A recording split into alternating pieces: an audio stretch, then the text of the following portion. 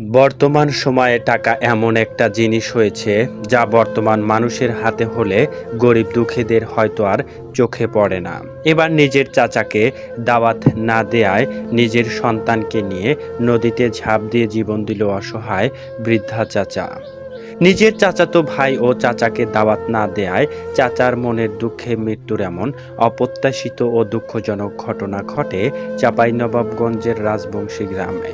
প্রতিবেশীদের দাবি, চাচা ভাতিজাকে ছোট থেকে কোলে পিঠে করে লালন পালন করে মানুষ করেছিল। একমাত্র ভাতিজা বড় হবে, চাচাকে আদর যত্ন করবে, কিন্তু সে আর পূরণ হলো না। চাচার স্বপ্ন স্বপ্নই রয়ে গেল, বাস্তবে আর প্রমাণ দিল না। ভাতিজা এমন ঘটনা করার কি কারণ তা এখন পর্যন্ত জানতে পারেনি প্রতিবেশীরা কেউ। জানা যায় চাচা মনের দুঃখে নিজের সন্তানকে নিয়ে জীবন দেওয়ার এমন ঘটনাকে ঘিরে বিয়ে বাড়িতে মুহূর্তের মধ্যেই গড়ে উঠেছে চাঞ্চল্যের পরিস্থিতি।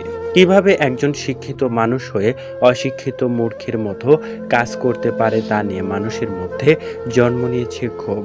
বিয়ে বাড়ি থেকে সকলেই চলে যাচ্ছে, কারণ এমন লোকের বিয়ে খেলে হয়তো সমাজে মুখ দেখানো দায় হয়ে যাবে। ছেলেটিকে কনের বাড়ি থেকেও না করে দিয়েছেন, বিয়ে দেবে না। হয়তো মহান আল্লাহ তাআলা চাইলে সবকিছুই পারে। দর্শক, বিস্তারিত ঘটনা নিয়ে আপনার কিছু বলার থাকলে তা কমেন্টে জানাবেন। পরবর্তী ভিডিও পেতে চ্যানেলটি সাবস্ক্রাইব করবেন। আল্লাহ হাফেজ।